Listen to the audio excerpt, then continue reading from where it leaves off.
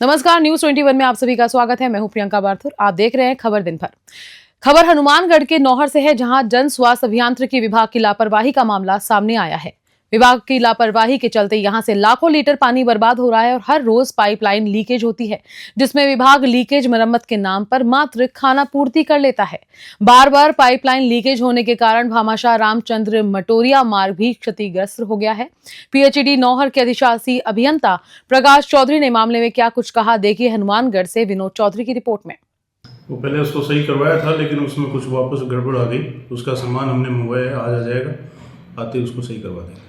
Sir 15 दिनों से काफ़ी समस्या आ रही है, तो क्या विभाग के पास उसके सामान नहीं थे लीकेज निकालने के?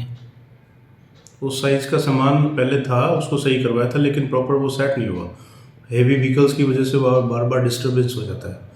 इस रोड पे काफ़ी हेवी व्हीकल्स होते हैं। वो टी सेक्शन है, टी सेक्शन के ऊपर हेवी व्हीकल्स की आ जाते हैं, उस वजह से दिक्कत आती है। तो हमने अब की बार थोड़ा सा और प्रॉपर करके उसको सही तरीके से करके इसको रिमूव कर दिया जाए। सर शहर में काफ़ी सी लीकेज की समस्या आ रही है। काम चल रहा है, कॉन्ट्रैक्टर्स को ऑर्डर दिए हुए हैं, बीच में नहीं था, अभी हमने उसको दोबारा ऑर्डर दे दिया है, करवा देंगे। नागौर जिले के रिया मंडी शहर के माहेश्वरी भवन में आरजी चैरिटेबल ट्रस्ट के तत्वावधान में दिव्य ज्योति हॉस्पिटल जैतारण के द्वारा निःशुल्क नेत्र जांच मोतियाबिंद ऑपरेशन शिविर का आयोजन किया गया, जिसमें 357 रोगियों की जांच कर उन्हें उचित परामर्श दिया गया। ट्रस्ट के डायरेक्टर दिवांशु कलानी ने शिविर के बारे में क्या जानकारी दी, देखिए रिया मंडी से रूपा राम की रिपोर्ट। आज जो 19 तारीख को रिया बड़ी में माहेश्वरी समाज रिया बड़ी नागौर एवं आरजी चैरिटेबल ट्रस्ट जैतारण वालों के संयुक्त तत्वाधान में जो ये विशाल भव्य नेत्र रोग चिकित्सा शिविर है, इसमें लगभग 357 मरीज आंखों की जांच कर परामर्श और उचित इलाज एवं दवाइयाँ निःशुल्क लगभग 42 मोतियाबिंद के ऑपरेशन चयनित हुए और उनको आज जैतारण लेकर जाकर मोतियाबिंद का निःशुल्क ऑपरेशन किया जाएगा, निःशुल्क दवाएं वितरण की जाएगी और वापस उनको सर ये ऑपरेशन आज ही होंगे? आज ही ऑपरेशन और वापस इनको छोड़ने की व्यवस्था की गई है, वापस व्यवस्था उचित व्यवस्था की गई है, बस की व्यवस्था है, वहाँ पे भी ठहरने की व्यवस्था है, ठीक है, वहाँ पे खाने पीने की नाश्ते की सब कुछ ठीक है। फिर यही लाके छोड़ना पेशेंट्स। हाँ, और दवाएं कितने की देंगे सर? दवाएं 7 दिन की दवाएं निःशुल्क दी जाएगी, काला चश्मा दिया जाएगा, सभी प्रकार की रखा परहेज की जानकारी दी जाएगी। ये सब कार्यक्रम अपने चंदन कला सर है और उनकी पूरी टीम कहाँ से डॉक्टर चंदन कला सर अपने जोधपुर में, जोधपुर। हाँ, ये सब निःशुल्क सेवाएं उनके द्वारा दी। ये आपकी जैतारण ये अपने जैतारण में प्रत्येक रविवार को एवं गुरुवार को ऑपरेशन होता है और निःशुल्क होता है। और मान लो कि आज जिनके कोई भी व्यक्ति ऐसे जिनके कोई किसी कारणवश आज ऑपरेशन नहीं हो पाया है, तो इस शिविर की उस पर्ची के आधार पर आज वो ऑपरेशन वापस कभी भी गुरुवार रविवार को हो जाएगा, निःशुल्क हो जाएगा। निःशुल्क होगा जब कभी भी आएंगे गुरुवार रविवार को निःशुल्क। जिनकी भी जो पर्चे बनी किसी की कुछ ना कुछ प्रॉब्लम आती है, उनको या तो फिजिशियन को रेफर किया जाता है, फिजिशियन को रेफर करने के बाद में उचित ट्रीटमेंट देकर उनको जो भी बीमारी है उसको कंट्रोल किया जाता है, फिर उसके बाद में ऑपरेशन की सलाह देते हैं। जिन जिन लोगों के बीपी हाई है ना, तो बीपी कंट्रोल होने पर हम उनका फ्री ऑपरेशन कर देंगे। जब भी आएंगे तो बाद में फ्री कर देंगे। जैसे आज कैंप हुआ, शिविर के अनुसार जो पर्चे बनी हैं, तो वो पेशेंट बीमार को भी आ सकते हैं बिल्कुल निःशुल्क करेंगे अपन।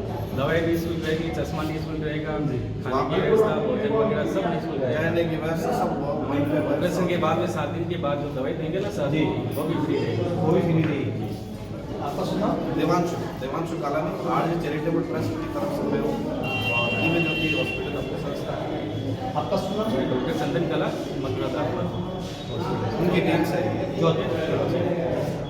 सर बताइए, आप शिविर के माध्यम से शिविर में हुआ पूरा और कितने पेशेंट्स यहाँ से निकले ऑपरेशन के लिए, उसके बारे में 360 के करीब आउटडोर हुआ था और लगभग 46 के करीब कैटरेक्ट डिटेक्ट किया अपन ने, ठीक है ना।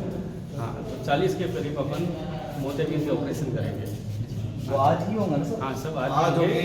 आज उनकी बस से ले जाएंगे अपन, हिसाब से ट्रीटमेंट होगा वो उनके अनुसार बस सेवा पर छोड़ने की व्यवस्था रहेगी। आप सब बताइए इसका के बारे में सब। ये मैं अच्छा हुआ है, जिसके वगैरह लगाइए उसको अंदर शादी का होता है उनको ट्रीटमेंट नॉर्मल हो जाएगी तो फिर ऑपरेशन करेंगे। तीसरा आपका शुभ नाम? राहुल। खबर जैतसर से है, जहां 2 जीबी ग्राम सेवा सहकारी समिति के 3 जीबी मिनी बैंक गबन मामले को लेकर गुरुवार को आयोजित हुई महापंचायत के दौरान महिलाएं दिगंगानगर केंद्रीय सहकारी बैंक शाखा जैतसर के अंदर घुस गई। इस दौरान महिलाओं ने अधिकारियों को खरी खोटी सुनाई। वहीं मौके पर तैनात पुलिस ने महिलाओं को बैंक से बाहर किया। बाहर जाने के बाद महिलाएं भाषण देती रही। बैंक शाखा के आगे 2 महिलाएं बेहोश हो गई। इस दौरान खाता धारकों ने एक बार फिर मांग की है कि उनका पैसा लौटा दे। वहीं खाता धारकों ने बताया कि बैंक प्रबंधन राशि लौटाने के नाम पर लापरवाही कर रहा है। बैंक प्रबंधन का कहना है कि वह मिनी बैंक में हुए गबन मामले में संलिप्त कर्मचारियों की संपत्ति अटैच कर वसूली की कार्रवाई करेगा, जिसके बाद ही खाता धारकों की राशि लौटाई जा सकती है। फिलहाल बैंक के आगे तनातनी की स्थिति बनी हुई है। पुलिस टीम भी मौके पर मौजूद है। जैतसर से डीडी पारिक की रिपोर्ट।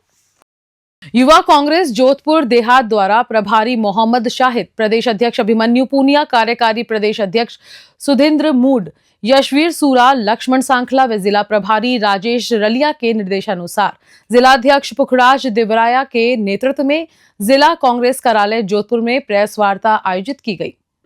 जोधपुर जिला कांग्रेस उत्तर जिलाध्यक्ष सलीम खान की उपस्थिति में कार्यक्रम का पोस्टर विमोचन किया गया। जिलाध्यक्ष पुखराज देवराया ने प्रेस वार्ता में क्या कुछ कहा, देखिए जोधपुर से ब्यूरो चीफ मनोहर सिंह की रिपोर्ट में। राजस्थान युवा कांग्रेस को 21 दिसंबर को जयपुर में मुख्यमंत्री आवास घेराव का कार्यक्रम रखा गया है, जिसमें हमारे राष्ट्रीय अध्यक्ष जी उदय भानु चीफ के नेतृत्व में यह कार्यक्रम हो रहा है। उसको लेकर ये प्रेस कॉन्फ्रेंस आयोजित की गई है। मैं आपको बताना चाहूंगा, जब से उदय भानु चीफ राष्ट्रीय अध्यक्ष बने हैं, उन्होंने जो बेरोजगारी के खिलाफ इस मुहिम को छेड़ा है, चाहे दिल्ली हो, चाहे जयपुर हो, चाहे प्रत्येक विधानसभा स्तर पर उन्होंने पहुंचकर प्रत्येक युवा कार्यकर्ताओं को कहा है कि भाई आप बेरोजगारी के खिलाफ इस युद्ध अभियान को और तेजी से बढ़ाए। उसी के फलस्वरूप अभी हाल ही में जोधपुर में भी हमने मशाल जुलूस का भी आयोजन किया गया था और लगातार हम प्रत्येक विधानसभा स्तर पर युवाओं के साथ पहुंचकर बेरोजगारी के खिलाफ इस लड़ाई को लड़ने में लगे हुए हैं। महिला एवं बाल विकास विभाग उमरैन व मालाखेड़ा द्वारा ब्लॉक स्तरीय आंगनबाड़ी केंद्रों की कार्यकर्ताओं को गैर आवासीय 9 दिवसीय प्रशिक्षण निजी रिजॉर्ट बुर्जा में आयोजित किया जा रहा है। जिसे बाल विकास परियोजना अधिकारी पिंका और नीतू तिवारी द्वारा प्रशिक्षण दिया जा रहा है। 9 दिवसीय इस प्रशिक्षण शिविर के प्रथम दिन आज गुरुवार को पोषण की भी पढ़ाई आवश्यक है के संबंध में जानकारी दी गई। सीडीपीओ पिंका ने इस बारे में क्या कुछ कहा, देखते हैं मालाखेड़ा से मनीषा मिश्रा की रिपोर्ट में।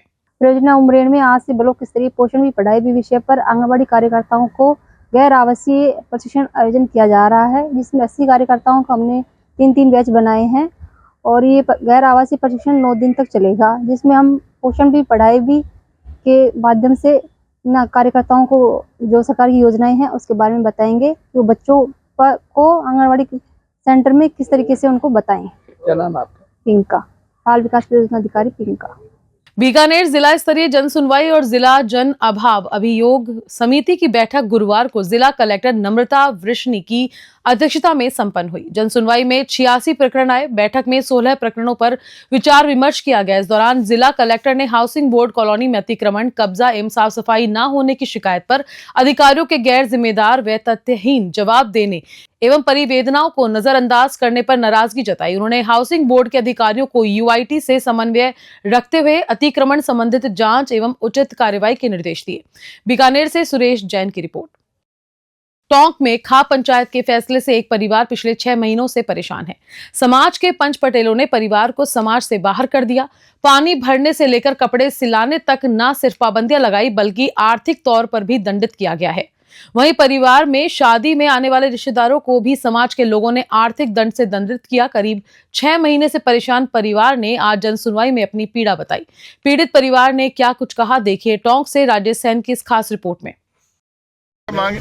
क्या नाम है आपका? मेरा नाम बनवारी लाल सैनी। किस वजह से आप यहाँ पर आए? ये वार्ड नंबर 5 सोलंगपुरा के पंचों द्वारा हमें समाज से बहिष्कृत किया गया है और हमारे जो भी शादी में प्रोग्राम में जो भी हमारे सगा संबंधी व्यवहारी आते हैं उनसे पंच पटेल पंचायत बुला मीटिंग बुला के 5100 को दंड लेते हैं और हमारे बच्चों को और औरतों को टंकी से पानी नहीं भरने देते हैं। ये कहते हैं कि साहब इनको बाहर कर रखा है और ये हमें ये भी धमकी देते हैं कि अभी हुआ है क्या है, हमें आपको और अभी तो देखे जाओ हमारा किस काम पर तैयारी की जाती है? मतलब ये है कि हमारी सिलाई की, न तो कपड़े कोई और सिल सकता है वहाँ पे, ना हम किसी का काम कर सकते हैं, ना किसी से बोलने दिया जा सकता है। हमारे छोटे छोटे बच्चे हैं जिनको साथ उनके बच्चों के साथ नहीं खेलने दिया जा सकता, कि ये तो बहिष् करते हैं। नाटंकी में सिलाई विलाई कुछ नहीं करते हमारे, पानी बनने देते हैं। पानी बने जाते हैं तो हमारे बनने के बाद 2-3 बार टूटी मार के फिर बढ़ते हैं। क्या बोलते हैं, क्या करते हैं? वे तो क्या गाल तुम तो जातवारी हो, गाल गलौज करते हैं। समाज में जातवार का ये तना देते हैं। खबर हनुमानगढ़ के रावतसर क्षेत्र से है, जहां ईंट भट्टों पर नशे के विरुद्ध चल रहे मानस अभियान के तहत CWC मजिस्ट्रेट जितेंद्र गोयल ने क्षेत्र के ईंट भट्टों पर प्रवासी श्रमिकों एवं बच्चों को नशा मुक्ति की शपथ दिलाई। जिला कलेक्टर कानाराम के निर्देशानुसार चल रहे मानस अभियान के मजिस्ट्रेट गोयल ने नशे के दुष्प्रभावों की जानकारी देते हुए कहा कि नशा करने वाला स्वयं व उसका परिवार ही बर्बाद करता है और बर्बादी के कगार पर नहीं पहुंचता, बल्कि नशाखोरी का सर्वाधिक दुष्प्रभाव समाज पर भी करता है। हनुमानगढ़ से विनोद चौधरी की रिपोर्ट। हनुमानगढ़ जिले के असरजाना में पिछले 5 दिनों से चल रही संगीतमय श्री हनुमान कथा व नानी बाईरो मायरो का समापन आज प्रभात फेरी और विशाल हवन के साथ किया गया। कथावाचक पंडित प्रेम रतन महाराज ने नानी बाईरो मायरो कथा का वर्णन करते हुए बताया कि कैसे नानी बाई का भात भरने के लिए नरसी भगत एक टूटी हुई गाड़ी और बुड्ढे बैलों को लेकर अपनी साथी साधुओं को लेकर चला। प्रभु ने उस पर इतनी माया बरसाई कि जिसे युगों युगों तक याद किया जाएगा। हनुमानगढ़ से विनोद चौधरी की रिपोर्ट। नौहर के गांव टोपरिया के राजकीय उच्च माध्यमिक विद्यालय में गुरुवार को कक्षा 1 से 12 तक कुल 253 विद्यार्थियों को भामाशाहों द्वारा गर्म स्वेटर वितरित किए गए।